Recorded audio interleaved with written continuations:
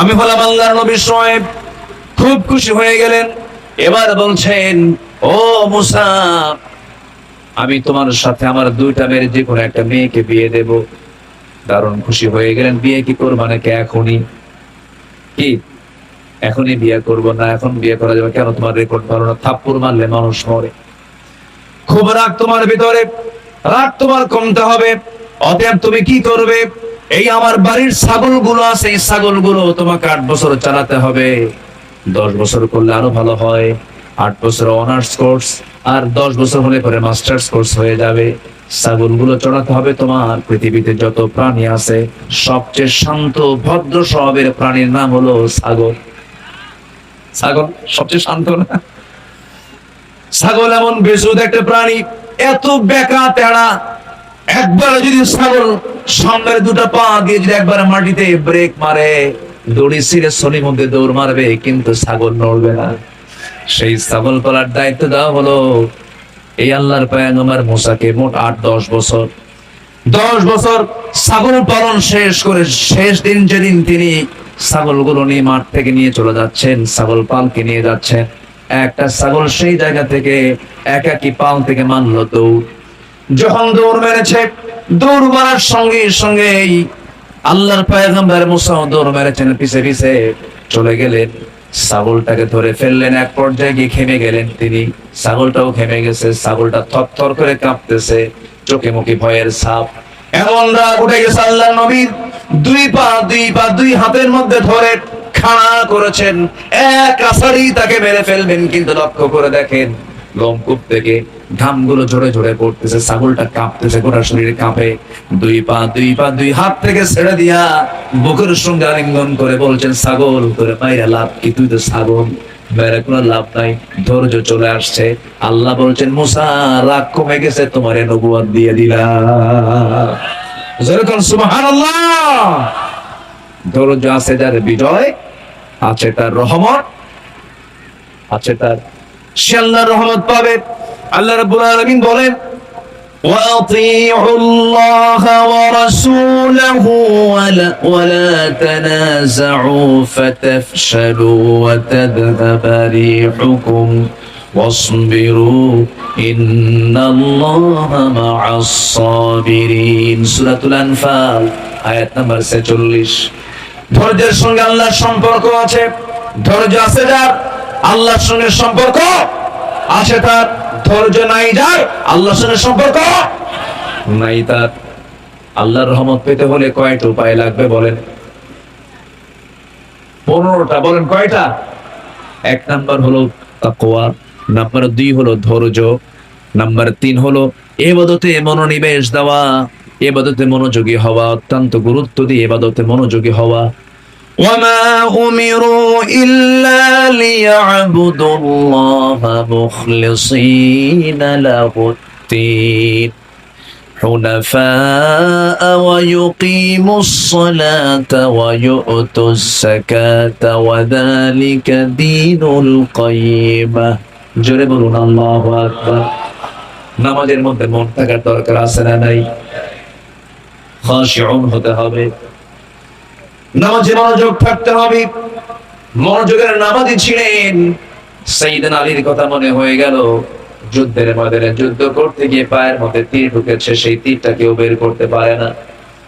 হাত দিলিতে হাওয়া করে কান্দেন, উয়া করেন, কেউ তার পা থেকে তীরটা বের করতে পারছে না। পরামর্শ চাওয়া হলো রাসূল থেকে।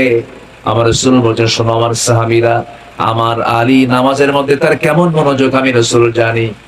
তোমরা আমার আলী যখন নামাজে দাঁড়াবে, সেই সময় তোমরা তার পা থেকে টান মেরে তীরটা বের করে নিবা। সাইয়েদনা আলী নামাজে দাঁড়াইছেন, তার পা থেকে তীরটা টান মারা হচ্ছিল। কিতাবে আসে চামড়াগুলো খুলে খুলে আসতেছে, রক্তগুলো গড়ে গড়ে পড়ছে, গোশতগুলো ছিঁড়ে ছিঁড়ে আসতেছে। নামাজের মধ্যে সাহাবীরা তার পা থেকে টান মেরে তীরটা বের করলেন। এত বড় ক্ষত করে তার পা থেকে তীরটা বের করা হলো। নামাজের মধ্যে বিন্দু পরিমাণ আলীর মুখ থেকে কোনো আওয়াজ বের হয় নাই।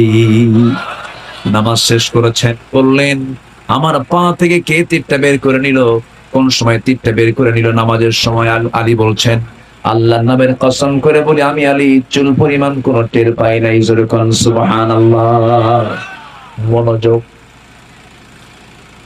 মনোনিবেশ দেওয়া, ইখলাস নিয়ে আসা ভিতরে। যা করব আমি কার জন্য বলেন? আসতে বলবেন না, কার জন্য করব? আল্লাহর জন্য করব। নাম্বার 4 হলো আল্লাহর সন্তুষ্টির জন্য দান যারা করবে, আল্লাহ তাদেরকে রহমতে ধন্য করবেন। মাযাল্লাযী ইউকরিদুল্লাহু কারদান হাসানান ফায়ুদাঈফুহু লাহু আযআফান কাসীরা ওয়াল্লাহু ইয়াকবিদু ওয়া ইয়াবসুত ওয়া ইলাইহি তুরজাউন।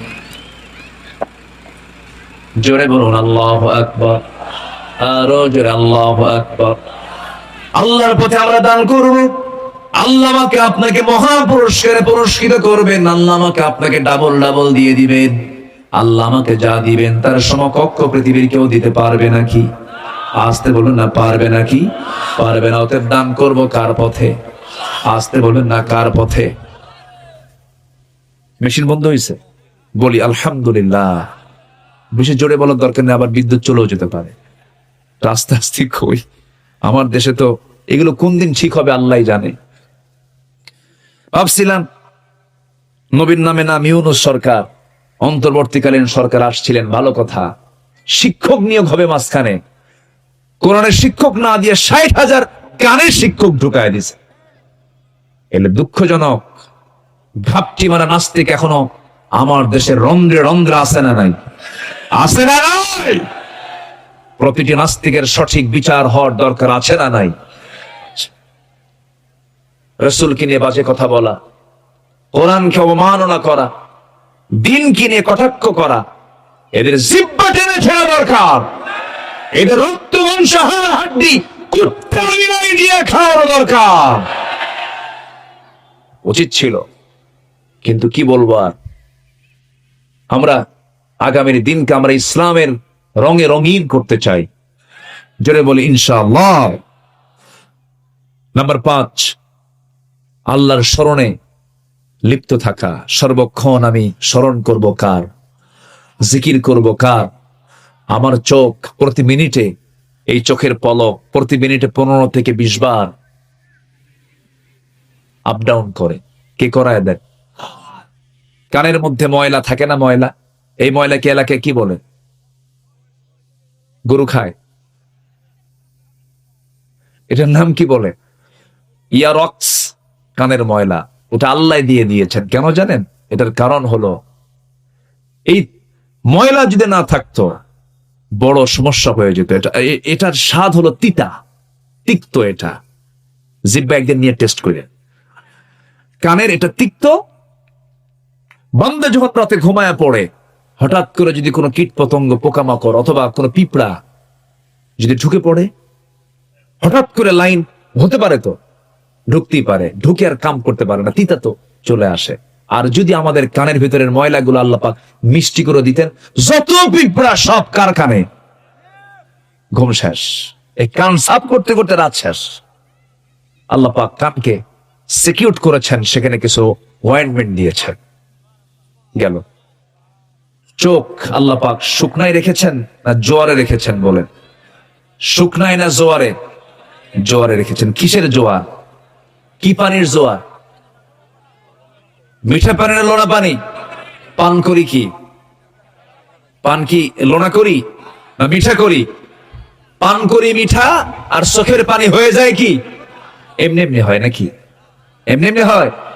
কে করে দেন? আল্লাহ করে দেন। আল্লাহকে তাও চেনার চেষ্টা করি না। চোখ আল্লাহ ঠিক রাখেন, চোখ দিয়া আল্লাহ যে যা দেখতে বলেন তা না দেখে অন্যের বউ চাই দেখি, অন্যের বোর দিকে চেয়ে দেখি। কেন? কেন? আল্লাহ পাক আমাকে যা দেখতে বলেছেন আমি তাই দেখব, এর বাহিরে অন্য কিছু দেখতে যাব না। সম্মানিত ভাইয়েরা, সম্মানিত বন্ধুগণ, এই চোখ আল্লাহ তাআলা কি সুন্দর করে বানিয়েছেন। সুবহানাল্লাহ বলা যাবে না ভাই? আল্লাহ রাব্বুল আলামিন বলেন, ألم نجعل له عينين ولسانا وشفتين وهديناه النجدين টানা টানা চক্ষু দিলাম। এই পলক প্রতি মিনিটে গড়ে 15 থেকে 20 বার আপ ডাউন করে ফেলে। প্রতিটা বার পড়ার সময় অশ্রু থেকে লিকুইড ছড়িয়ে দেয় পুরো চোখে। এর ফলে চোখ থাকে আর্দ্র, ধুলাবালি ক্ষতিকর জীবাণু থেকে মুক্ত। পলক হলো চোখের প্রাকৃতিক ওয়াইফার, যা ঘুমের মধ্যেও চোখের সুরক্ষা নিশ্চিত করে। প্রতিদিন আমাদের চোখে গড়ে 1 মিলিলিটার অশ্রু তৈরি হয়, যা স্বচ্ছ অথচ অত্যন্ত কার্যকর এক তরল পদার্থ। এই অশ্রুর মধ্যে থাকে লাইসোজাইম নামের এক প্রাকৃতিক অ্যান্টিবায়োটিক, যা চোখকে ব্যাকটেরিয়ার আক্রমণ থেকে রক্ষা করে। হৃদয়ে যখন বেদনা থাকে তখন যখন পানি চলে আসে, মানুষ কান্দে কার ভয়ে? আল্লাহর ভয়েও কান্দে। এই যে চোখ থেকে অশ্রু গড়ে গালের উপর দিয়ে চলে আসে, এই অশ্রু আবার চোখের বাইরের অংশ পুষ্টি এবং অক্সিজেন সরবরাহ করে। কারণ চোখের কর্নিয়াতে রক্তনালী থাকে না, তাই চোখের জল চোখকে রক্ষা করে শুকিয়ে যাওয়া ক্ষয় ব্যাকটেরিয়াল সংক্রমণ থেকে। জোরে বলি আল্লাহু আকবার, আরো জোরে বলি আল্লাহু আকবার। আমাদের দুই চোখে প্রায় 27 কোটি 40 লক্ষ ফটো রিসেপ্টর নামক নিয়োজিত শ্রমিক আল্লাহর হুকুমে 24 ঘন্টা কাজ করছে। সুবহানাল্লাহ বলা যাবে না? এই চোখটা কে সার্ভিস দিচ্ছেন? কে সার্ভিস দিচ্ছেন বলেন? আল্লাহ। ওই যে মারপেট থেকে চোখ নিয়ে এসেছে, ওই যে চোখের অয়েন্টমেন্ট দিয়ে রেখেছেন, মলম দিয়ে রেখেছেন, মৃত্যুর দিন পর্যন্ত 24 ঘন্টা আল্লাহ পাক এই চোখের জন্য মলম দিয়ে রেখেছেন। জোরে বলেন সুবহানাল্লাহ। সকালবেলা তার প্রমাণ হল, সকালবেলা দুই চোখের কোনায় কি অংশ থাকে? কালার কি? কালার কি? কালার কি? সাদা। এটা হচ্ছে অয়েন্টমেন্ট, মলম। আল্লাহু আকবার। জিহ্বা দিয়েছেন,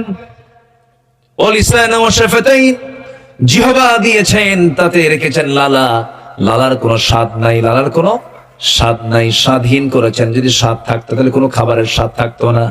লালার কোনো স্বাদ নাই। মানুষ যখন ঘুমিয়ে পড়ে সেই সময় বুঝি জিহ্বা শুকনা হয়ে যায় নাকি? জিহ্বা আরো ভেজা হয়, এত লালা, সব লালাগুলো বালিশ দিয়ে ভিজে শেষ। কি ঠিক কিনা বলে? আল্লাহ কি রহমান, কি রহিম। আল্লাহ আমাকে দেখেন, দয়া করেন, প্রত্যেকটা সেকেন্ড আমাকে ভাবেন, আমাকে নিয়ে চিন্তা করেন। অতএব ফাযকুরুনি আযকুরকুম ওয়াশকুরুলি ওয়ালা তাকফুরুন। তাহলে স্মরণ করলে পরে রহমত দিবেন কে বলেন? আল্লাহ রহমত দিবেন। নাম্বার 6 হলো তওবা করা, ক্ষমা প্রার্থনা করা। তুবু ইলাল্লাহি আইয়ুহাল মুমিনুনা লাআল্লাকুম তুরহামুন। তুবু ইলাল্লাহি তাওবাতান নাসুহা। জোরে বলুন আল্লাহু আকবার। আল্লাহর কাছে আমরা তওবা করব, সময় কম। পয়েন্টগুলো আক্ষরিকভাবে একটু বলে দিচ্ছি। এই আলোচনা শেষ করতে বহু সময়ের প্রয়োজন, 2 দিন 3 দিন হলে ভালো হয়, সময় তো নাই। নাম্বার 7 হলো জীবনের সকল জায়গায় ভরসা করব কার উপরে? আস্তে কন, আরো জোরে, কার উপরে? ছেলের সন্তান হলেও আলহামদুলিল্লাহ, মেয়ের সন্তান হলেও। বলে বোন একটা কথা বলে রাগ করবে না, না অংশ নিলে কিন্তু ধ্বংস হয়। দেখছেন কত বড় বাটপার এ আছে না নাই? অংশ নিলে কি হয়? ধ্বংস হয়। এগুলো হচ্ছে শয়তানের, ইবলিসের পাঠশালা। ওখান থেকে এগুলো মানে ধ্যান ধারণাগুলো আসে। অন্যের সম্পদ নিয়ে আপনি কখনো রহমত প্রাপ্ত হতে পারবেন না। কখনো হারাম দিয়ে আপনি কখনো রহমতের প্রত্যাশা করতে পারবেন না। আল্লাহর রহমত পেতে হলে ভরসা করতে হবে বনের সম্পত্তিতে না আল্লাহর উপরে? বনের কার উপরে? কার উপরে? আল্লাহর উপরে ভরসা করব আমরা। সম্পদ বাড়ায় দিবেন কে? কে সম্পদ বাড়ায় দিবেন? হিংসা করে কি সম্পদ বাড়ে? জমি কিনে একজন, ঘুম হয় না আরেকজনের। জমির সাথে জমি একজন কিনছে, হাই রে হাই করছে কি রে, এরকম আছে না? সারা রাত শুধু মাথায় থাবড়ায় আর বলে ও জমি কিনছে, কাজটা হলো কি? এই যে ওর ভিতরে যে অস্থির চিত্ততা কাজ করছে, এটা কি ভালো লক্ষণ? বলেন ভালো লক্ষণ? এটা কি উদারতা না হিংসা? হিংসা। ইমানের জায়গায় হিংসার কোনো স্থান নাই। ইমানের জায়গায় হিংসা স্থান পেতে পারে না। আমরা চিত্তকে প্রশস্ত করব, হৃদয়কে আমরা প্রশস্ত করব আকাশের মতো, মাফ করতে শিখবো, আল্লাহ আমাকে মাফ করে দিবেন। আলহামদুলিল্লাহ বলেন। এই 16 বছর যারা শাসন করেছিল তাদের মধ্যে কি ক্ষমার নীতি ছিল না প্রতিশোধের নীতি ছিল? ক্ষমা না প্রতিশোধ? প্রতিশোধ। ওরা প্রতিশোধ নিয়ে ছাড়ছে, অনেক ভাইকে শহীদ করেছে, তারা পরাজিত হননি। তিলে তিলে জেলখানায় রেখে বিভিন্নভাবে টেকনিক করে কৌশল করে তাদের কটু চক্রান্তের মধ্য দিয়ে শহীদ করা হয়েছে। তারা নাজাত পেয়েছেন, তারা প্রতিহিংসার শিকার হয়েছেন, তারা নিজের জীবনকে ধন্য করে ইসলামকে বিজয়ী করার জন্য হাসতে হাসতে ফাঁসির মঞ্চ পর্যন্ত চলে গেছেন। তারা ঠিকই বিজয়ী হয়েছেন, কিন্তু আপনারা যারা হিংসা করলেন, প্রতিশোধ নিলেন, টিকতে পারলেন না, মামু বাড়ি যেতেই হলো। আসতে কোন কেন? মামু বাড়ি যেতেই হলো। দিল্লি আপনাকে বাঁচাবে না, আমেরিকা বাঁচাবে না, রাশা বাঁচাবে না, বিশ্বের কোনো পরাশক্তি আপনাকে বাঁচাবে না। বাঁচাবেন একমাত্র, কেবলমাত্র, শুধুমাত্র তিনি কে? আসতে বলবেন না, তিনি কে? আল্লাহ তাআলা। আল্লাহর উপরে ভরসা করব আমরা। فَإِذَا عَزَمْتَ فَتَوَكَّلْ عَلَى اللَّهِ إِنَّ اللَّهَ يُحِبُّ الْمُتَوَكِّلِينَ। জোরে বলুন আল্লাহু আকবার। যখন তোমরা কোনো জটিলতায় পড়ে যাবে, আমি আল্লাহ আমার উপরে ভরসা করবে, আমি আল্লাহ তোমাদেরকে সাহায্য করব। আমি মুতাওয়াক্কিলদেরকে খুব ভালোবাসি। নাম্বার 8 হলো পবিত্রতা অর্জন করা। পবিত্র হওয়া, নিজে সেই পবিত্রতা অর্জন করতে হবে, শুধু পোশাকের নয়, তাজকিয়াতুন নফসের দরকার। قد أفلح من تزكى قد أفلح من تزكى وذكر اسم ربه فصلى قد أفلح من زكاها وقد خاب من دساها। জোরে বলুন আল্লাহু আকবার। নাম্বার 9 হলো কৃতজ্ঞতা পোষণ করা, কৃতজ্ঞতা প্রকাশ করা। আমরা কৃতজ্ঞতা প্রকাশ করবো 1 নাম্বার কার? আসতে বলবেন না কার? وَإِذْ تَأَذَّنَ رَبُّكُمْ لَئِنْ شَكَرْتُمْ لَأَزِيدَنَّكُمْ وَلَئِنْ كَفَرْتُمْ إِنَّ عَذَابِي لَشَدِيدٌ। জোরে বলুন আল্লাহু আকবার। সূরা ইব্রাহিম আয়াত নাম্বার 7 আল্লাহ রাব্বুল আলামিন বলছেন, শুকরিয়া আদায় করবে, নিয়ামত বাড়ায় দেব, রহমত বাড়ায় দেব, রহমত দিয়ে আমি তোমাকে ধন্য করব। জোরে বলে সুবহানাল্লাহ। নাম্বার 10, আমরা কাঁদবো কার ভয়ে? রহমত পাবো কার? এই পৃথিবীতে কেউ কান্নার মূল্য দেয় না। স্বামীর সামনে বউ কাঁদবে, স্বামী বলবে মহিলা মানুষ কান্দেই যা, কি ঠিক আছে না? আবার স্ত্রীর সামনে স্বামী কাঁদবে, বউ বলবে তুমি কেমন পুরুষ, কান্দো, পুরুষ মানুষ কি কান্না মানায় নাকি? পৃথিবীর কেউ কান্না আপনাকে মূল্য দেবে না, কিন্তু আমার চোখের পানির মূল্য দেবে আমার আল্লাহ তাআলা।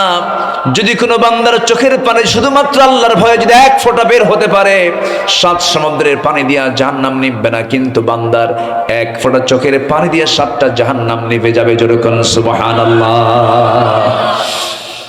আমার আল্লাহ রাব্বুল আলামিন বলেন, ইযা তুতলা আলাইহিম আয়াতুর রহমানি খাররু সুজদান ওয়া বুকিয়া। জোরে বলুন আল্লাহু আকবার। আমরা কাঁদবো কার ভয়ে? আসতে বলবেন না কার ভয়ে? আল্লাহর ভয়ে। নাম্বার 11 হলো দরুদ সালাতের মধ্য দিয়ে চাইলে পরে আল্লাহর সাহায্য আসবে, রহমত আসবে। ওয়াস্তাঈনু বিস-সাবরি ওয়াস-সালাহ ইন্নাল্লাহা মা'আস-সাবিরিন। নাম্বার 12 হলো নামাজের প্রতি যত্নশীল হওয়া, আল্লাহর সামনে বিনম্র চিত্তে দাঁড়িয়ে যাওয়া। নামাজের মধ্যে আল্লাহ রাব্বুল আলামিন বলেন, হাফিযু আলাস সালাওয়াতি ওয়াস সালাতুল বুসতা ওয়া কুমু লিল্লাহি কানিতিন। জোরে বলুন আল্লাহু আকবার। সূরাতুল বাকারা আয়াত নাম্বার 238। নাম্বার 13 হলো আল্লাহর সামনে দাঁড়ানোর ভয়ে চোখের পানি ফেলে ফেলে কান্দা, প্রবৃত্তিকে, কামনা বাসনা থেকে নিজেকে নিবৃত রাখা। ওয়া আম্মা মান খাফা মাকামা রাব্বিহি ওয়া নাহান নাফসা আনিল হাওয়া। জোরে বলুন আল্লাহু আকবার। নাম্বার 14 হলো সৎকর্মশীল হওয়া। ওয়ালা তুফসিদু ফিল আরদি বা'দা ইসলাহিহা ওয়াদউহু খাওফান ওয়া তামাআন ইন্না রাহমাতাল্লাহি করিবুম মিনাল মুহসিনিন। জোরে বলুন আল্লাহু আকবার। নাম্বার 15 হলো, অনেক লম্বা লম্বা কথা ছিল আনুগত্য কি, আনুগত্যের ব্যাখ্যা ছিল অনেক লম্বা। 15 নম্বর হলো আনুগত্য করতে হবে আল্লাহর এবং রাসূলের। ওয়া আতিউল্লাহা ওয়ার রাসূল লাআল্লাকুম তুরহামুন। আলে ইমরান আয়াত নাম্বার 132। আল্লাহ রাব্বুল আলামিন বলেন, আমি আল্লাহ আমার আনুগত্য করো, আমার নবীর আনুগত্য করো, সব রহমত আমি তোমাকে দেব। আল্লাহু আকবার। আনুগত্য হবে কয়জনের? মূলত কয়জনের? 1 নাম্বার কে? নাম্বার 2 হচ্ছে মুহাম্মদ সাল্লাল্লাহু। শুয়ে আছেন কোথায়? বলেন শুয়ে আছেন কোথায়? মন কি যেতে চায় মদিনায়? সবার কি মন যেতে চায়? মন তো বসে থাকার কথা ওই জায়গায়। কারণ আমার জীবনের চাইতে প্রিয় মানুষকে, বলেন আমার জীবনের চাইতে প্রিয় মানুষ কে? কে কে? মুহাম্মদ সাল্লাল্লাহু। সে কোন বন্ধু বলো বেশি বিশ্বস্ত, সে কোন বন্ধু বলো বেশি বিশ্বস্ত, কার কাছে সব কথা বলা যায়, কার কাছে সব কথা বলা যায়, হওয়া যায় বেশি আশ্বস্ত, তার নাম আহমদ বড় বিশ্বস্ত, আহমদ বড় বিশ্বস্ত। বলি সাল্লাল্লাহু আলাইহি ওয়াসাল্লাম। কোথায় শুয়ে আছেন তিনি? মদিনায়। আমি এই তো সম্প্রতি গিয়েছিলাম, আমার ছোট্ট মেয়ে 2 বছরের, বড় মেয়ে তো আছে, সবাই গেছি। ছোট্ট মেয়েটাকে সেদিন কোলে নিয়ে বলছে, আব্বু কোথায় যাবো, চলো এক্ষুনি আল্লাহর ঘর থেকে ঘুরে আসি। ও ভাবছে মনে হয় ওই পাড়া, মানে দেশে আসছি তো, দেশে আসার পরে ছোট্ট মেয়েকে বলছে, আব্বু তুমি কোথায় যাবা বলো তো, চলো আমরা আল্লাহর ঘরে যাই। মানে ওই কালো, আল্লাহর ঘর দেখতে কেমন কালো, এতটুকু ওর মুখস্থ। সম্মানিত ভাইয়েরা, পৃথিবীর বহু জায়গায় মানুষ ঘুরতে যায়, আমরা ঘুরতে যাব কার ঘর দেখতে? মানে কার ঘর দেখতে? আমার প্রথম সফর হবে কার ঘরে যাওয়ার জন্য? আমার প্রথম জিয়ারা হবে কার কবর জিয়ারা করার জন্য? আমার নবীর কবর জিয়ারা করার জন্য। এটা উচিত, মেন্টালি প্রিপারেশন থাকা উচিত। আল্লাহ আমার এবার কেন যেন আমার আল্লাহ তাআলা একটা সহজ একটা ব্যবস্থা করে দিয়েছিলেন। আমি মদিনায় রাত 3টার দিকে, রাউদাতুম মিন রিয়াদিল জান্নাহ মা বাইনা বাইতি ওয়া মিনবারি রাউদাতুম মিন রিয়াদিল জান্নাহ। আমি ভিতরে ঢুকবো, অনলাইন করে ঢুকতে হয়, চাপ থাকে, 10 মিনিটের বেশি থাকা যায় না। তো ভিতরে ঢুকে এক কোণায় বসে আছি। তো আমার দেশের প্রবাসীরা কিছু চাকরি করে ওই দেশে গিয়ে, তো নাজাফায় পরিচ্ছন্ন কর্মী হিসেবে সেখানে চাকরি করে। কিশোরগঞ্জ ময়মনসিংহের কিছু লোক আমাকে দেখে দৌড় মেরে এসে বলছে, হুজুর আপনি আসছেন, থামেন দেখি কি ব্যবস্থা করা যায়। আমাকে বেশিক্ষণ ওই রিয়াদুল জান্নায় রাখার জন্য তার একটা টেকনিক করলো। বললো, হুজুর আপনি এখানে বসেন, নড়াচড়া করার দরকার নেই, সামনে গেলে আপনি কিন্তু বের হয়ে চলে যাবেন, আপনাকে থাকতে দেবে না, আপনি এখানে বসেন। গিয়ে ওখানকার যে প্রশাসনিক কর্মকর্তা, ওখানকার যে মূল দায়িত্বে থাকা, তারা গিয়ে এমন কিছু কইছে আমার ব্যাপারে, বুঝলেন, মানে এত বেশি বলছে, অন্তত আমার দেশের মানুষ কিছু না দিতে পারলেও পাম দিতে পারে, বুঝলেন, এমন দেওয়া দিছে, বুঝলেন, কি এমন হুজুর আসছে, এত জনপ্রিয় হুজুর, গোটা দেশ মানে যা বলা দরকার। কিন্তু আমি তো জানি আমি কোন শরীর মধ্যে, আমি তো ছোট মানুষ। তো ওই প্রশাসনিক কর্মকর্তা নিজে আগে আসছে আমার কাছে, এসে সালাম দিয়ে বলে, চলেন সামনে। একদম আমার নবীর ঘরের যে দেওয়াল, রাসূল যেখানে শুয়ে আছেন, জাস্ট ওই বরাবর ওই দেওয়ালের সঙ্গে একদম ফার্স্ট আমাকে বসায় দিলেন। জাস্ট আমার নবীর কবর এবং মেম্বার একদম টার্নিং, একদম ফার্স্ট কাতের আমাকে বসায় দিয়ে বললেন, ইনটেক একটা জমজম, মা উ জমজম, একদম ইনটেক, এরকম যে ইনটেক থাকে না, এরকম ইনটেক একটা মা উ জমজম আমার হাতে দিলেন, খেজুর দিলেন আর কিছু সুগন্ধি দিলেন। সামনে বসলাম, কিছুক্ষণ পর আজান হবে। আমার ভাবনা হলো রাসূল পাশে শুয়ে আছেন। আমি প্রথম যে চাইছি আল্লাহর কাছে, আল্লাহ আমি আমার জন্য চাই না, আমার পরিবারের জন্য চাই না, আমি কারোর জন্য চাই না, আল্লাহ তোমার কাছে চাই। আল্লাহ তুমি এই তো এই মদিনা থেকে একটু দূরে রাসূলের যে প্রথম কিবলা ছিল বাইতুল মুকাদ্দাস, বাইতুল মুকাদ্দাসের বাসিন্দাদের তুমি আল্লাহ নিষ্কৃতি দিয়ে দাও। তারা না খেয়ে মারা যাচ্ছে, তারা কষ্ট পাচ্ছে। আল্লাহ তুমি গাজাকে বাঁচাও, ফিলিস্তিনকে বাঁচাও। আল্লাহ আমার এই দোয়াকে আংশিক কবুল করে নিয়েছেন। এই তো মাত্র কয়েকদিন আগে যুদ্ধবিরতি হয়েছে, কিন্তু ইহুদি সোজা জাত না, বাঁকা জাত, ওরা কোন কৌশল করে আছে আল্লাহ জানে। তবে গোটা পৃথিবীতে ইসলামের জোয়ার সৃষ্টি হয়েছে। আগামীর দিন আসতেছে ইসলামের দিন, জোরে বলি ইনশাআল্লাহ। নবীর পাশে শুয়ে আছেন, মেম্বার দেখছি একবার নবীর কবরের পাশে একটা ফাঁকা জায়গা, ভিতরে বারবার তাকাচ্ছি, আমি বারবার তাকাচ্ছি। আরে এই জায়গায় বসে রাসূল বিশ্ব শাসন করেছেন। আসসালাতু ওয়াসসালামু আলাইকা ইয়া রাসূলুল্লাহ, সালাম দিচ্ছি। পাশে শুয়ে আছেন দুজন খলিফা, প্রথম খলিফা, দ্বিতীয় খলিফা। দ্বিতীয় খলিফার কবর সেখানে থাকার কথা ছিল না, ওই জায়গায় আম্মা জান আয়েশা সিদ্দিকা রাদিয়াল্লাহু আনহা থাকার কথা ছিল। কারণ আমার নবী ইন্তেকাল করেছেন কার ঘরে? আম্মা জান আয়েশা সিদ্দিকার ঘরেই তিনি ইন্তেকাল করেছেন। রাসূল কত পারিবারিক বন্ধন আবদ্ধ ছিলেন, পরিবারকে তিনি কি গুরুত্ব দিয়েছেন। তিনি শেষ নিঃশ্বাস ত্যাগ করেছেন স্ত্রীর কোলে, স্ত্রীর উরুতে মাথা রেখে তিনি শেষ নিঃশ্বাস ত্যাগ করেছেন। তিনি পরিবার প্রীতি তার মধ্যে ছিল, পরিবারকে তিনি কাছে টানতেন, খবর নিতেন, কাছে রাখতেন। যুদ্ধে চলে গেছেন, পরিবারকে নিয়ে গেছেন। উহুদে গেছেন, পরিবারকে নিয়ে গেছেন। তাবুকে গেছেন, পরিবারকে নিয়ে গেছেন। জীবনে একবার হজ করেছেন, সাথে পরিবারকে নিয়ে গেছেন। পরিবারকে কাছে রাখবেন। জাহান্নাম দেখে শুধু নিজেকে বাঁচলে হবে না, কু আনফুসাকুম ওয়া আহলিকুম নারা। আম্মা জান আয়েশার বড় শখ ছিল আমি নবীর পাশে ঘুমাবো, কিন্তু পারলেন না। এমন একজন মহান ব্যক্তি তার কাছে এসে প্রপোজ করলেন। সাইয়েদনা ওমর ফারুক রাদিয়াল্লাহু আনহু নামাজ পড়াচ্ছিলেন, নামাজ পড়ছিলেন মদিনার মসজিদে। পিছন থেকে একজন এসে ছুরিকাঘাত করলো তার পিঠ বরাবর, রক্তাক্ত হয়ে জমিনে পড়ে গেলেন। তার দোয়া কবুল হয়ে গেল। আল্লাহুম্মা রযুকনি শাহাদাতান ফি সাবিলিক ওয়াজআল মাউত ফি বালাদি রাসূলিক। নবীর শহরে মৃত্যু হলো, শহীদে মৃত্যু হয়ে গেল, মারা যান নাই, রক্তক্ষরণ হচ্ছিল।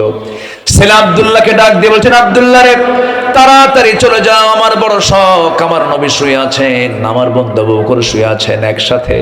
আমার কি মন চায় না আমি নবীর পাশে শুয়ে থাকি, কিন্তু জায়গা তো আয়েশার। আয়েশা যদি না দেয় আমি যাব কেমনে? দেখো তো আমার সালামটা দিয়ে একটু চেষ্টা করে দেখি। চলে গেছেন, গিয়ে সালাম জানিয়ে বলছেন, আব্বা যেন আমাকে পাঠালেন, আমার আব্বার বড় শখ নবীর সঙ্গে শুয়ে থাকবেন।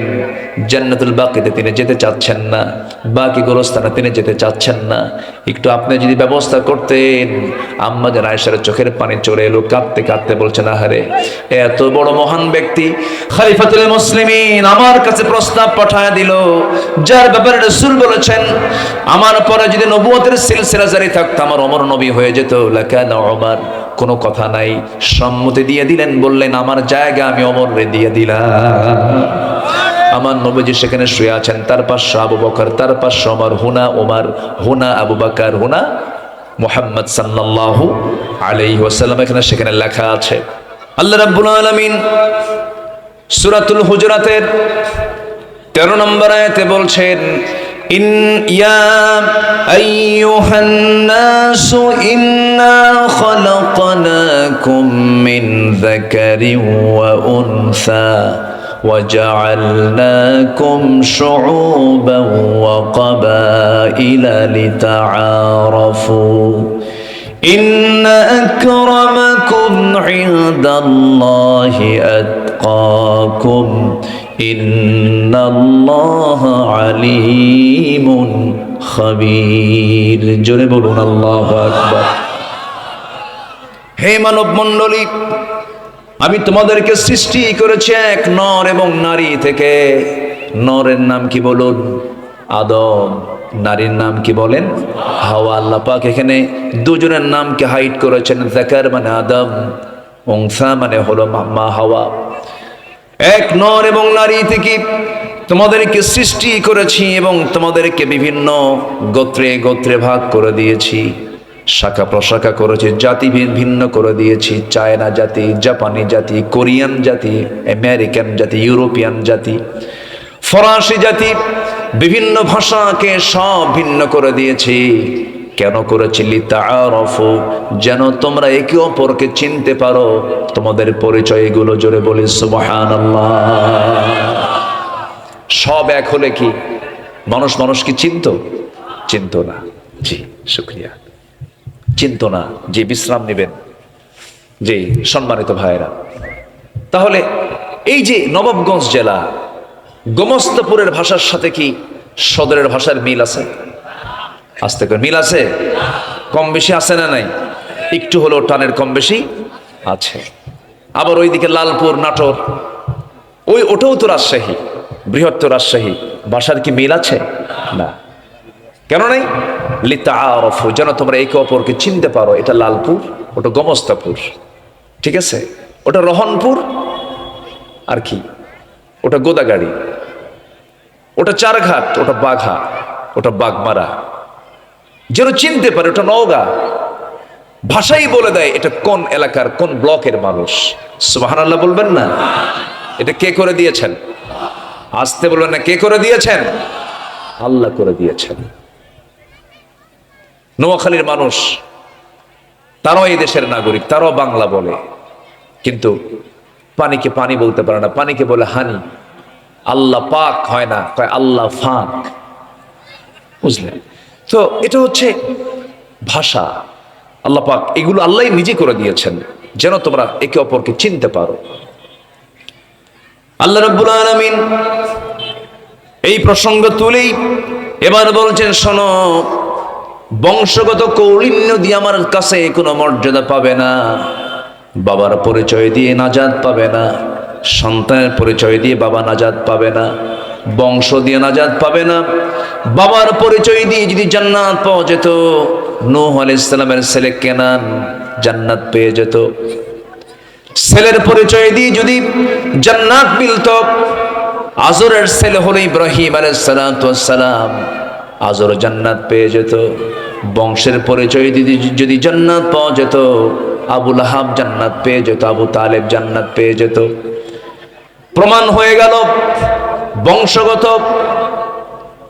পিতার পরিচয়, মায়ের পরিচয়, বংশের পরিচয় দিয়া জান্নাত মিলবে না। জান্নাত মিলবে কি দিয়া? ইন্না আকরামাকুম ইনদাল্লাহি আতকাকুম, তোমাদের ভিতরে আমার কাছে সম্মানিত ব্যক্তি সেই, তোমাদের মধ্যে আমার কাছে সম্মানিত ব্যক্তি সেই, দামি ব্যক্তি সেই, যে আমি আল্লাহ আমাকে সবচাইতে বেশি সম্মান করে, ভয় করে। জোরে বলি সুবহানাল্লাহ। অর্থাৎ তাকওয়া অবলম্বন করবে, যে তার দামটা হচ্ছে আল্লাহর কাছে সবচাইতে বেশি। আমরা কাকে ভয় করব বলেন তো? আসতে বলবেন না, কাকে ভয় করব? আল্লাহকে ভয় করব, আল্লাহকে মেনে চলবো, আল্লাহর হুকুমকে সঙ্গে সঙ্গে ফলো করে ফেলবো। জীবনের এক জায়গায় না, সব জায়গায়, সব জায়গায়। সম্মানিত ভাইয়েরা, সম্মানিত বন্ধুগণ, তাকওয়ার গুণগুলো কি আল্লাহ পাক কোরআন খোলার সঙ্গে সঙ্গে বলে দিয়েছেন। যারা পারেন ঠোঁট মিলে আমার সঙ্গে বলুন, হুদাল্লিল মুত্তাকিন আল্লাযীনা ইউমিনুনা বিল গায়বি ওয়া ইউকিমুনাস সালাতা ওয়া মিম্মা রাযাকনাহুম ইউনফিকুন والذين يؤمنون بما أنزل إليك وما أنزل من قبلك وبالآخرة هم يوقنون أولئك على هدى من ربهم وأولئك هم المفلحون جنبون الله أكبر মুত্তাকি কারা? আল্লাযীনা, যারা অদৃশ্যকে বিশ্বাস করেছে। নাম্বার 2 হলো নামাজ কায়েম যারা করেছে। আমি যে রিজিক দিয়েছি তা থেকে আল্লাহর পথে যারা ব্যয় করেছে। নাম্বার 4 হলো আসমানি কিতাবকে যারা বিশ্বাস করে নিয়েছে। নাম্বার 5 হলো আখিরাতকে যারা বিশ্বাস করেছে। এই 5টা গুণ জীবনদের মধ্যে পরিপূর্ণ কমপ্লিট থেকে যাবে, সে হলো সফল কাম। আখিরাতে সে ব্যক্তি কামিয়াব হয়ে যাবে, আল্লাহর রহমতে সে ধন্য হয়ে যাবে। আমার বন্ধুগণ, তাকওয়া এমন একটা গুণের নাম, তাকওয়ার গুণ যে বান্দার মধ্যে অর্জিত হয়ে যাবে। ওয়া আম্মা মান খাফা মাকাম রাব্বিহি ওয়া নাহান নাফসা আনিল হাওয়া ফাইন্নাল জান্নাতা হিয়াল মাওয়া। জোরে বলুন আল্লাহু আকবার। যার দিলের মাকামে আল্লাহর ভয়তে ইস্তেকামাত হয়ে যাবে, তার ঠিকানা দুনিয়া নয়, তার ঠিকানা হয়ে যাবে জান্নাতে মাওয়া। জোরে বলি সুবহানাল্লাহ। আমার ভাইরা, তাকওয়া কাকে বলে? তাকওয়া মানে হলো বেঁচে থাকা, বিরত থাকা, সমস্ত হারাম কাজ থেকে বিরত থাকাকে তাকওয়া বলা হয়। আমার বন্ধুগণ, একজন সাহাবীর কথা মনে হলো, ইসলামের দ্বিতীয় খলিফা, আমার নবীর খুব প্রিয় সাহাবী, রাসূলকে মারতে গিয়ে কালেমা পড়ে মুসলমান হয়ে গেছেন। তার নাম কি বলেন? জোরে, তার নাম কি বলেন? ওমর। কয় নাম্বার খলিফা? বহুদিন আগে এক মাহফিলে বললাম, ওমরে ফারুককে চিনেন কে? সামনে থেকে ছোট্ট একটা বাচ্চা দাঁড়ায় বলে, হুজুর আমি চিনি। কে? আমাদের বাড়ির দোতলায় ভাড়া থাকে। বুঝলেন? আমাদের বাড়ির দোতলায় ভাড়া থাকে। এই ওমর সে ওমর না, এই ওমর হলো খাত্তাবের ছিল ওমর, যার ব্যাপারে রাসূল নিজে বলেছেন, যদি নবুয়তের সিলসিলা জারি থাকতো আমার পরে লাকানা ওমর, ওমর নবী হয়ে যেত। যদি বলি আল্লাহু আকবার। এই ওমর। তাকওয়া কাকে বলে একটু এক্সাম্পল দিয়ে সামনের দিকে এগোবো। এরকম একটা বোতলে উনি মধু নিয়ে বাড়িতে আসলেন, রাষ্ট্রের মধু। কিসের মধু বলেন তো? রাষ্ট্রের মধু নিয়ে বাড়িতে আসলেন। বাড়িতে আসার পরে বউটাকে ডাক দিয়ে বলেন, বউ আমার। আপনারা কি বলেন, স্ত্রী কন না বউ কন? কি কন? বউ কন তো নাকি? বউটা সহজ, স্ত্রী বহু গ্রামার খাটান লাগে, তাই না? আচ্ছা, সাইয়েদনা ওমর ফারুক রাদিয়াল্লাহু আনহু তার স্ত্রীকে ডাক দিয়ে বলছেন, আমার স্ত্রী এদিকে আসো। এই যে মধুর বোতল রাষ্ট্রের পক্ষ থেকে পেয়েছি, সমান 5টা ভাগ করতে হবে। আমাদের একটা ভাগ, আর বাকি 4 প্রতিবেশীর ঘরে 4 ভাগ দিয়ে আসবা। মধুটা হস্তান্তর করলেন। কিছুক্ষণ পর হঠাৎ করে বলছেন, আমার স্ত্রী মনক্ষুণ্ণ হবে না, বোতলটা আমার হাতে দিয়ে, আমি তোমাকে ভাগ করতে দেব না। বলুন তো, কোন স্বামী যদি তার স্ত্রীর সঙ্গে এমন আচরণ করে, কায়দা না বেকায়দা? সুবিধা না অসুবিধা বলেন? মুখ ভালো না মুখ কালো? মুখ কালো হয়ে যাবে। সাইয়েদনা ওমর ফারুক রাদিয়াল্লাহু তাআলা আনহু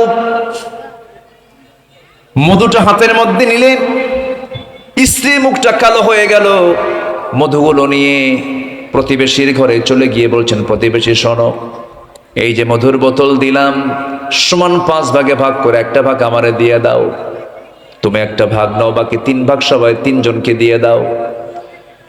তার অংশের মধু নিয়ে স্ত্রী ঘরে ঢুকলেন। ঘরের মধ্যে ঢুকে স্ত্রীকে সালাম দিয়ে বলছেন, আমার স্ত্রী, আল্লাহর কসম করে বলি, আমি তোমাকে সম্মান করি, আমি তোমাকে ট্রাস্ট করি, আমি রাষ্ট্র চালাই, তুমি আমার পরিবার চালাও। তুমি যদি হরতাল দিয়ে দাও, আমার পরিবারে চালাতে পারবো না। আমি অনেক বড় খেদমত তুমি আমার করো, আমি তোমাকে সন্দেহ করি না, আমি তোমাকে ভালোবাসি। আমার স্ত্রী, এই যে মধুর বোতলটা আমি তোমাকে দিয়েছিলাম, এই মধুর বোতলটা দেওয়ার সঙ্গে সঙ্গে মনে হলো মধু তো সমান ভাগই ভাগ করবে, কিন্তু মধু হলো তরল জিনিস। এই মধু তরল জিনিস হওয়ার কারণে যখন মাপতে যাবে, কিছু মধু 1 ফোঁটা হোক 2 ফোঁটা হোক, সেই মধু তোমার হাতের সঙ্গে লেগে যাবে। এতটুকুন মধু, 1 ফোঁটা 2 ফোঁটা মধু আমাদের ভাগে বেশি আসুক এটা চাই নাই মনে করে মধু ভাগের দায়িত্ব আমি অন্যজনকে কাঁধে দিয়ে দিয়েছি। এটার নাম কি বলেন? এটার নাম কি? তাকওয়া। খেজুর নিয়েছেন। ওমরে ফারুকের ছেলে, ছোট্ট ছেলে, খেজুরের খাজানা থেকে, কার্টুন থেকে একটা খেজুর মুখের মধ্যে নিয়ে নিয়েছে। ওমরে ফারুক রাদিয়াল্লাহু আনহু করলেন কি, মুখের মধ্যে নখ ঢুকায়া দিলেন। নখ ঢুকায়া দিয়া খেজুরগুলো টান মেরে বের করে বলছেন, মায়ের সন্তান, মায়ের কোলে যা। মায়ের কাছে চলে গেছে। সন্তান হাউমাউ করে কান্দে আর বলে, বাবা আমার মুখ থেকে খেজুরগুলো কেমনে বের করে নিল। মার মনটা খারাপ হয়ে গেল। ভিতরে আসেন ওমর, বইয়ের মন খারাপ, কি হয়েছে আমার স্ত্রী, কি হয়েছে তোমার, একটু দয়া মায়া নাই? বাচ্চা না হয় একটা খেজুর মুখে দিয়েছে, যদিও রাষ্ট্রের খেজুর, কিন্তু এই খেজুর তো আমরা আমাদের অংশে পাবো। যে অংশে যে খেজুরগুলো পাবো সেখান থেকে একটা খেজুর না হয় কমই নিতাম, ঝামেলা শেষ হয়ে যেত। ওমরে ফারুক বলছেন, আমার স্ত্রী, আমরা যে অংশে খেজুরগুলো পেতাম সেই অংশের ভিতরে যে খেজুরটা মুখে নিয়েছে সেই খেজুরটাই যে পাবো, তার গ্যারান্টি কি? এটা আমার গ্যারান্টি না। এই জন্য মাপ হওয়ার আগে, বন্টন হওয়ার আগে কোনো সম্পদ রাষ্ট্রের অন্য কেউ দখল করতে পারবে না। এটার নাম কি বলেন? এটার নাম কি বলেন? এক ফকির, এক দিনহীন, টাকা নাই পয়সা নাই, গরিব একজন মানুষ, ফকির টাইপের মানুষ, সাইল টাইপের মানুষ, ওমরে ফারুকের দরবারে আসছে কিছু সাহায্য চাওয়ার জন্য। দরজায় নক করেছে। দরজায় নক করার সঙ্গে সঙ্গে দরজা কেউ খোলে না। ভিতরের হালতগুলো দেখে তিনি বের হয়ে চলে আসতেছেন, চলে যাচ্ছেন, কিছু জিজ্ঞাসা করলেন না। কিছুক্ষণ পর ওমরে ফারুক রাদিয়াল্লাহু তাআলা আনহু বাইরে বের হয়ে দাঁড়ালেন। দাঁড়িয়ে বলছেন, ও মহিলা, কিছুই না বলে চলে গেলে, ডাক দিলে কিছুই তো বললে না, কি চাও তুমি বলো? সেই ফকিরটা বলতেছে, আমিরুল মুমিনিন, সাহায্যের জন্য আসছিলাম আপনার কাছে, এসে দেখি আমি যত ফকির তার চাইতে আপনি বড় ফকির। সুবহানাল্লাহ বলবেন না? এটার নাম কি বলেন? তাকওয়া। সব সাহাবী একরকম ছিলেন না। তার প্রসঙ্গ যখন চলে এলো বলে ফেলি। কোন কোন সাহাবী টিপটপ পোশাক পরতেন। আমার নবীজিও অনেক সময় তিনি বিভিন্ন পোশাক পরেছেন, ডোরা কাটা সাদা কালো জাতীয় কাপড় পরেছেন, বারনুস পরেছেন, লেবাস পরেছেন। কিন্তু ওমর ফারুকের জীবনটা এমন জীবন ছিল, কোনোদিন উন্নত জীবন তিনি গ্রহণ করতে পারেন নাই। যেদিন থেকে তিনি দিনটা গ্রহণ করেছেন, জুব্বা পরেছেন, জুব্বার পেছনে ছেঁড়া, কেউ তাকে বলার সাহস পায় না। কাকে দিয়ে বলবি? ধমক খাবে। গোটা দুনিয়া থেকে কূটনীতিকরা মদিনায় আসে, কেমন করে ছেঁড়া পোশাক পরে তাদের সামনে গিয়ে বসেন ওমরে ফারুক। সবাই প্রশ্ন করতে নাই, কিন্তু তার সামনে কেউ বলার সাহস পায় না। দুজন আমার নবীর স্ত্রী উম্মাহাতুল মুমিনিন ওমরে ফারুক রাদিয়াল্লাহু তাআলা আনহু এবং কি বলে দুজন স্ত্রী হাফসা রাদিয়াল্লাহু তাআলা আনহা এবং আম্মা জান আয়েশা সিদ্দিকা রাদিয়াল্লাহু তাআলা আনহা, এই দুইজন আমিরুল মুমিনিনকে লক্ষ্য করে বলছেন, খলিফাতুল মুসলিমিন, একটু উন্নত জীবন গ্রহণ করা দরকার। গোটা দুনিয়া থেকে কূটনীতিকরা আপনার কাছে আসে, আপনার কাছে এসে বিভিন্ন বিষয়ে প্রশ্ন করে। আপনার পোশাক যদি অনুন্নত হয়, এটা কেমন হয়? এটা বেমানান হয়ে যায়। ওমরে ফারুক খেপে গেলেন, রেগে গেলেন, প্রচন্ড খেপে গিয়ে রেগে গিয়ে বলছেন তার মেয়েকে, হাফসা, তুমি কি সেই দিনের কথা ভুলে গেছো নাকি? সেই রাত্রে কথা ভুলে গেছো নাকি? যে রাত্রে বিশ্বনবীজি নিজের গায়ের চাদর বিছানার চাদর না পায়া নিজের জুব্বাটাকে চাদর বানায়া গোটা রাত তাতেই কাটিয়ে দিয়েছেন। আয়েশা, তুমি কি সেই রাতের কথা ভুলে গেছো যে রাত্রে নবীজির বিছানা নরম করে দেবার জন্য তাহাজ্জুদ নামাজটা তার কাজা হয়ে গিয়েছিল, তিনি আফসোস করেছিলেন। আমার নবী যদি তার বিশ্বনবীর আসন থেকে যদি এমন সিম্পল জীবন গ্রহণ করতে পারেন, ওরে আয়েশা, ওরে আমার মেয়ে, রাসূল যদি এমন সিম্পল জীবন গ্রহণ করতে পারেন, আমি ওমর আমি কেন সিম্পল জীবন গ্রহণ করব না? আল্লাহর কসম করে বলি, আমি ওমর আমার পোশাক আর চেহারা দেখে ভয় পায় না, তারা আমাকে ভয় পায় হলো আমার ভিতরের তাকওয়া দেখে। সুবহানাল্লাহ।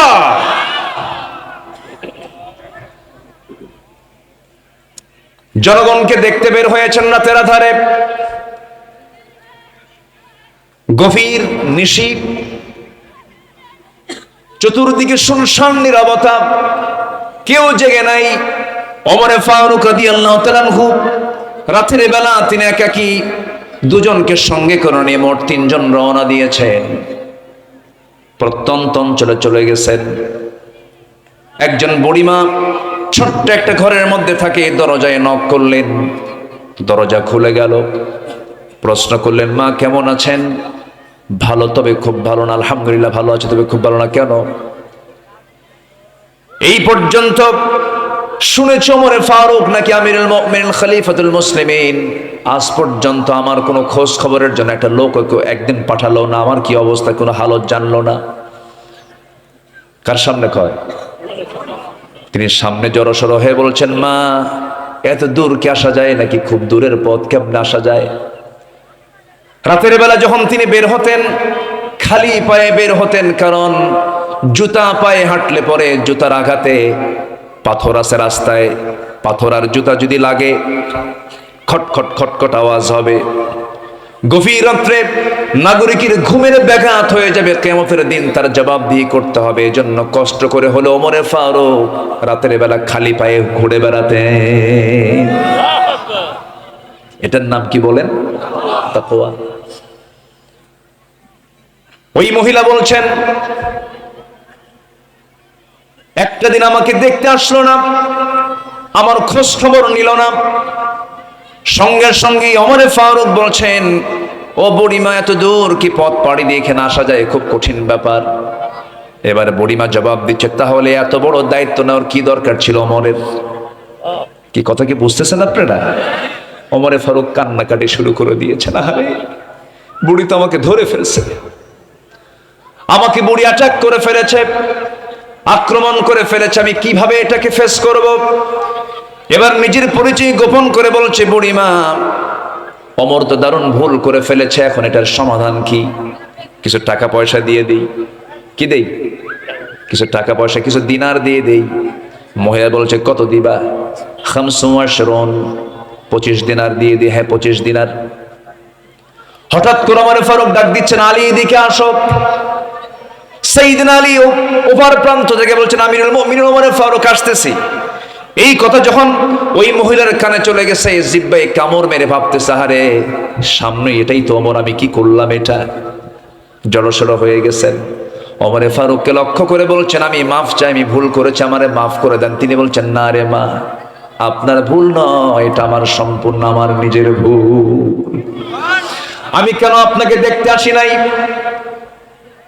সঙ্গে সঙ্গে ওমরে ফারুক রাদিয়াল্লাহু তাআলা আনহু নিজের জামা ছিঁড়লেন, নিজের জামা ছিঁড়ে ফেলে সেই জামাটা দিয়া বুড়ির সামনে ধরে বলছেন, এই যে কলম, আপনি লিখে দেন।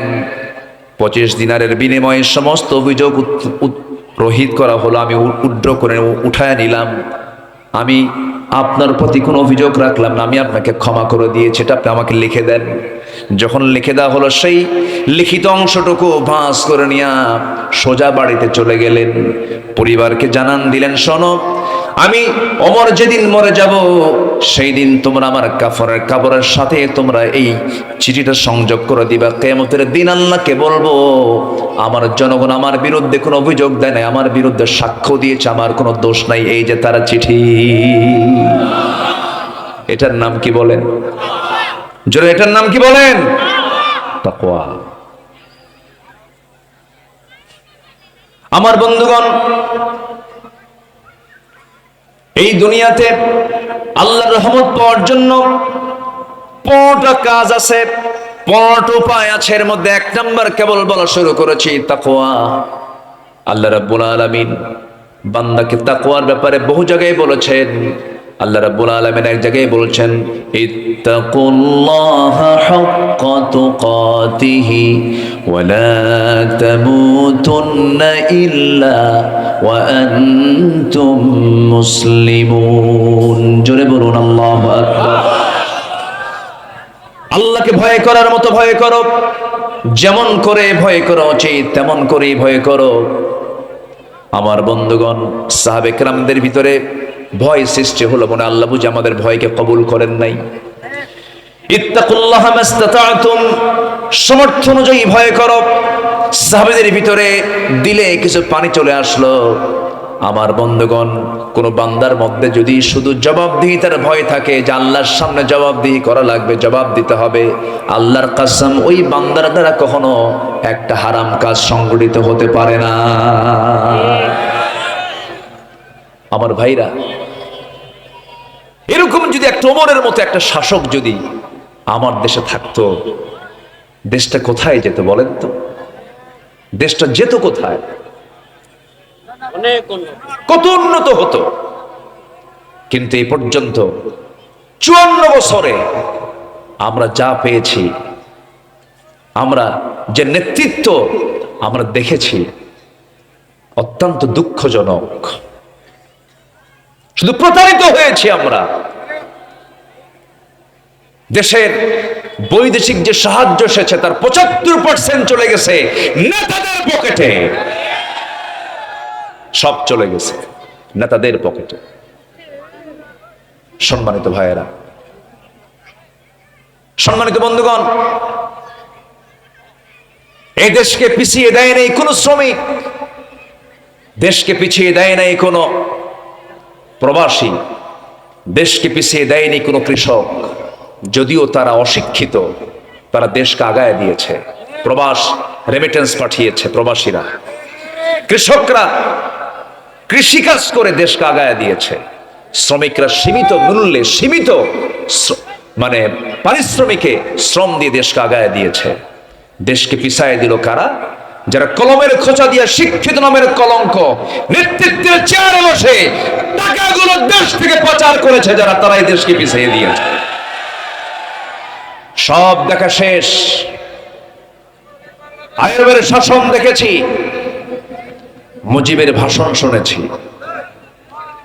জিয়ার খাল কাটা দেখেছি, সাসার সাদের তাল বেতাল দেখেছি, আর দেখেছি শুধু হরতাল আর হরতাল। সব দেখা শেষ। আগামীতে দেখতে চাই আমরা কোরআনের বাংলাদেশ। রাজি আছেন কারা কারা? হাত উঁচু করে দেখা।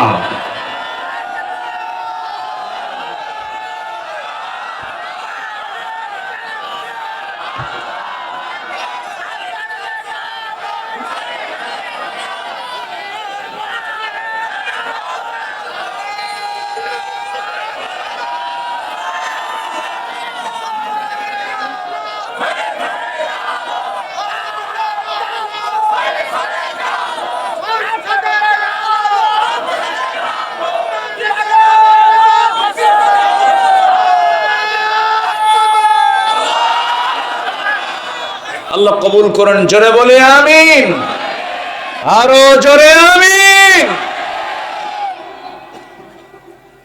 সাইয়েদনা ওমর ফারুক রাদিয়াল্লাহু তাআলা আনহু ঘোড়া কিনতে গেছেন। কি কিনতে গেছেন? ঘোড়া। টাকা দিয়েছেন, ঘোড়া কিনছেন, ঘোড়ায় চড়েছেন। বাড়িতে যাওয়ার আগেই 4 পা অকেজ হয়ে ঘোড়া অচল হয়ে গেছে। ওমর ফারুকের মেজাজ কি নরম না গরম? এই লোকগুলো যায় কেন? আপনারা বসেন, সমস্যা কি? এই যে 3-4 জন করে উঠলো, আমি কি দোয়া করে দেব? দোয়া করব আমি? তো যাই কেন? বসেন। নাম্বার বসেন। এখানে শৃঙ্খলা রক্ষার দায়িত্ব কি একার না সবার? উঠে যাওয়া বসা এটা কি শৃঙ্খলা?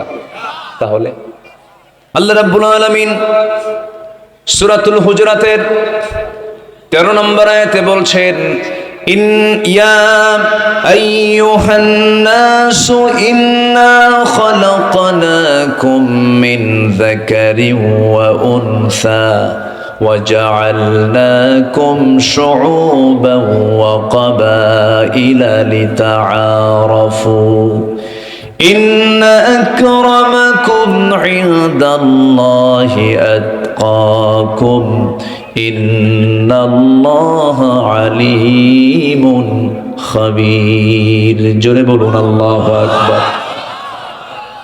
হে মানব মণ্ডলী, আমি তোমাদেরকে সৃষ্টি করেছি এক নর এবং নারী থেকে। নরের নাম কি বলুন?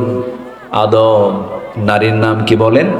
হাওয়া। আল্লাহ পাক এখানে দুজনের নামকে হাইড করেছেন। যাকার মানে আদম, উনসা মানে হলো মা হাওয়া। এক নর এবং নারী থেকে তোমাদেরকে সৃষ্টি করেছি এবং তোমাদেরকে বিভিন্ন গোত্রে গোত্রে ভাগ করে দিয়েছি, শাখা প্রশাখা করেছি, জাতি ভিন্ন করে দিয়েছি। চায়না জাতি, জাপানি জাতি, কোরিয়ান জাতি, আমেরিকান জাতি, ইউরোপিয়ান জাতি, ফরাসি জাতি, বিভিন্ন ভাষাকে সব ভিন্ন করে দিয়েছি। কেন করেছি? লিতাআরাফু, যেন তোমরা একে অপরকে চিনতে পারো। তোমাদের পরিচয়গুলো জোরে বলি সুবহানাল্লাহ। সব এক হলে কি মানুষ মানুষকে চিনত না? জি শুকরিয়া, চিনত না। যে বিশ্রাম নেবেন। যে সম্মানিত ভাইরা, তাহলে এই যে নবাবগঞ্জ জেলা, গোমস্তাপুরের ভাষার সাথে কি সদরের ভাষার মিল আছে? আস্তে করে মিল আছে? কম বেশি আছে না নাই? একটু হলেও টানের কম বেশি আছে। আবার ওইদিকে লালপুর, নাটোর, ওটাও তো রাজশাহী, বৃহত্তর রাজশাহী, ভাষার কি মিল আছে? না। কেন নাই? লিতাআরাফু, যেন তোমরা একে অপরকে চিনতে পারো। এটা লালপুর, ওটা গোমস্তাপুর, ঠিক আছে? ওটা রহনপুর, আর কি ওটা গোদাগাড়ি, ওটা চারঘাট, ওটা বাঘা, ওটা বাগমারা, যেন চিনতে পারে। ওটা নওগাঁ। ভাষাই বলে দেয় এটা কোন এলাকার কোন ব্লকের মানুষ। সুবহানাল্লাহ বলবেন না? এটা কে করে দিয়েছেন? আসতে বলবেন না, কে করে দিয়েছেন? আল্লাহ করে দিয়েছেন। নোয়াখালীর মানুষ, তারাও এই দেশের নাগরিক, তারাও বাংলা বলে, কিন্তু পানিকে পানি বলতে পারে না, পানিকে বলে হানি। আল্লাহ পাক হয় না, কয় আল্লাহ ফাক। বুঝলেন তো? এটা হচ্ছে ভাষা। আল্লাহ পাক এগুলো আল্লাহ নিজে করে দিয়েছেন যেন তোমরা একে অপরকে চিনতে পারো। আল্লাহ রাব্বুল আলামিন এই প্রসঙ্গ তুলেই এবার বলছেন, শোনো, বংশগত কৌলিন্য দিয়ে আমার কাছে কোনো মর্যাদা পাবে না, বাবার পরিচয় দিয়ে নাজাত পাবে না, সন্তানের পরিচয় দিয়ে বাবা নাজাত পাবে না, বংশ দিয়ে নাজাত পাবে না। বাবার পরিচয় দিয়ে যদি জান্নাত পাওয়া যেত, নূহ আলাইহিস সালামের ছেলে কেনান জান্নাত পেয়ে যেত। ছেলের পরিচয় দিয়ে যদি জান্নাত মিলত, আজরের ছেলে হলো ইব্রাহিম আলাইহিস সালাম, আজর জান্নাত পেয়ে যেত। বংশের পরিচয় দিয়ে যদি জান্নাত পাওয়া যেত, আবু লাহাব জান্নাত পেয়ে যেত, আবু তালেব জান্নাত পেয়ে যেত। প্রমাণ হয়ে গেল বংশগত পিতার পরিচয়, মায়ের পরিচয়, বংশের পরিচয় দিয়া জান্নাত মিলবে না। জান্নাত মিলবে কি দিয়া? ইন্না আকরামাকুম ইনদাল্লাহি আতকাকুম, তোমাদের ভিতরে আমার কাছে সম্মানিত ব্যক্তি সেই, তোমাদের মধ্যে আমার কাছে সম্মানিত ব্যক্তি সেই, দামি ব্যক্তি সেই, যে আমি আল্লাহ আমাকে সবচাইতে বেশি সম্মান করে, ভয় করে। জোরে বলি সুবহানাল্লাহ। অর্থাৎ তাকওয়া অবলম্বন করবে, যে তার দামটা হচ্ছে আল্লাহর কাছে সবচাইতে বেশি। আমরা কাকে ভয় করব বলেন তো? আসতে বলবেন না, কাকে ভয় করব? আল্লাহকে ভয় করব, আল্লাহকে মেনে চলবো, আল্লাহর হুকুমকে সঙ্গে সঙ্গে ফলো করে ফেলবো। জীবনের এক জায়গায় না, সব জায়গায়, সব জায়গায়। সম্মানিত ভাইয়েরা, সম্মানিত বন্ধুগণ, তাকওয়ার গুণগুলো কি আল্লাহ পাক কোরআন খোলার সঙ্গে সঙ্গে বলে দিয়েছেন। যারা পারেন ঠোঁট মিলে আমার সঙ্গে বলুন, হুদাল্লিল মুত্তাকিন আল্লাযীনা ইউমিনুনা বিল গায়বি ওয়া ইউকিমুনাস সালাতা ওয়া رزقناهم ينفقون والذين يؤمنون بما أنزل إليك وما أنزل من قبلك وبالآخرة هم يوقنون أولئك على هدى من ربهم وأولئك هم المفلحون جنبون الله أكبر মুত্তাকি কারা আল্লাযীনা যারা অদৃশ্যকে বিশ্বাস করেছে। নাম্বার 2 হলো নামাজ কায়েম যারা করেছে। আমি যে রিজিক দিয়েছি তা থেকে আল্লাহর পথে যারা ব্যয় করেছে। নাম্বার 4 হলো আসমানি কিতাবকে যারা বিশ্বাস করে নিয়েছে। নাম্বার 5 হলো আখিরাতকে যারা বিশ্বাস করেছে। এই 5টা গুণ জীবনদের মধ্যে পরিপূর্ণ কমপ্লিট থেকে যাবে, সে হলো সফল কাম। আখিরাতে সে ব্যক্তি কামিয়াব হয়ে যাবে, আল্লাহর রহমতে সে ধন্য হয়ে যাবে। আমার বন্ধুগণ, তাকওয়া এমন একটা গুণের নাম, তাকওয়ার গুণ যে বান্দার মধ্যে অর্জিত হয়ে যাবে। ওয়া আম্মা মান খাফা মাকামা রাব্বিহি ওয়া নাহান নাফসা আনিল হাওয়া ফাইন্নাল জান্নাতা হিয়াল মাওয়া। জোরে বলুন আল্লাহু আকবার। যার দিলের মাকামে আল্লাহর ভয়তে ইস্তেকামাত হয়ে যাবে, তার ঠিকানা দুনিয়া নয়, তার ঠিকানা হয়ে যাবে জান্নাতে মাওয়া। জোরে বলি সুবহানাল্লাহ। আমার ভাইরা, তাকওয়া কাকে বলে? তাকওয়া মানে হলো বেঁচে থাকা, বিরত থাকা, সমস্ত হারাম কাজ থেকে বিরত থাকাকে তাকওয়া বলা হয়। আমার বন্ধুগণ, একজন সাহাবীর কথা মনে হলো, ইসলামের দ্বিতীয় খলিফা, আমার নবীর খুব প্রিয় সাহাবী, রাসূলকে মারতে গিয়ে কালেমা পড়ে মুসলমান হয়ে গেছেন। তার নাম কি বলেন? জোরবেন, তার নাম কি বলেন? ওমর। কয় নাম্বার খলিফা? বহুদিন আগে এক মাহফিলে বললাম, ওমরে ফারুককে চিনেন কে? সামনে থেকে ছোট্ট একটা বাচ্চা দাঁড়ায় বলে, হুজুর আমি চিনি। কে?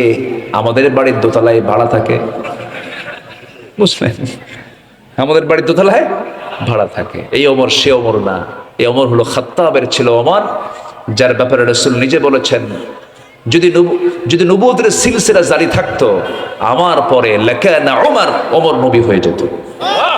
যদি বলি আল্লাহু আকবার। এই ওমর। তাকওয়া কাকে বলে একটু এক্সাম্পল দিয়ে সামনের দিকে এগোবো। এরকম একটা বোতলে উনি মধু নিয়ে বাড়িতে আসলেন, রাষ্ট্রের মধু। কিসের মধু বলেন তো? রাষ্ট্রের মধু নিয়ে বাড়িতে আসলেন।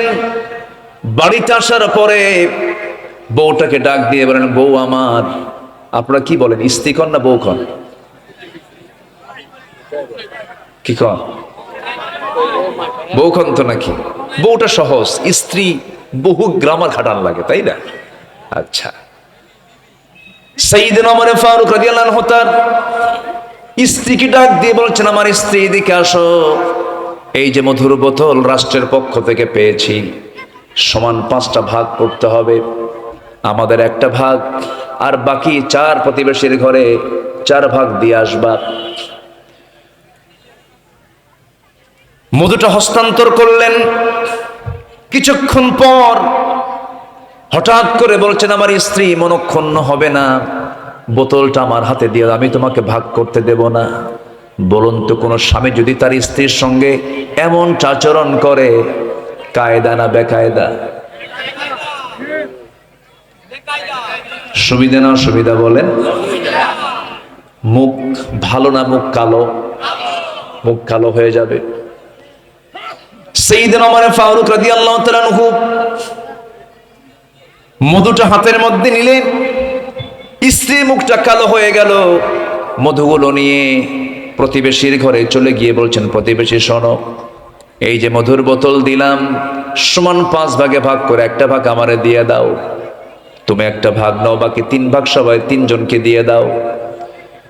তার অংশের মধু নিয়ে স্ত্রী ঘরে ঢুকলেন। ঘরের মধ্যে ঢুকে স্ত্রীকে সালাম দিয়ে বলছেন, আমার স্ত্রী, আল্লাহর কসম করে বলি, আমি তোমাকে সম্মান করি, আমি তোমাকে ট্রাস্ট করি, আমি রাষ্ট্র চালাই, তুমি আমার পরিবার চালাও। তুমি যদি হরতাল দিয়ে দাও, আমার পরিবার চালাতে পারবো না আমি। অনেক বড় খেদমত তুমি আমার করো, আমি তোমাকে সন্দেহ করি না, আমি তোমাকে ভালোবাসি। আমার স্ত্রী, এই যে মধুর বোতলটা আমি তোমাকে দিয়েছিলাম, এই মধুর বোতলটা দেওয়ার সঙ্গে সঙ্গে মনে হলো মধু তো সমান ভাগই ভাগ করবে, কিন্তু মধু হলো তরল জিনিস। এই মধু তরল জিনিস হওয়ার কারণে যখন মাপতে যাবে, কিছু মধু 1 ফোঁটা হোক 2 ফোঁটা হোক, সেই মধু তোমার হাতের সঙ্গে লেগে যাবে। এতটুকুন মধু, 1 ফোঁটা 2 ফোঁটা মধু আমাদের ভাগে বেশি আসুক এটা চাই নাই মনে করে মধু ভাগের দায়িত্ব আমি অন্যজনকে কাঁধে দিয়ে দিয়েছি। এটার নাম কি বলেন? এটার নাম কি?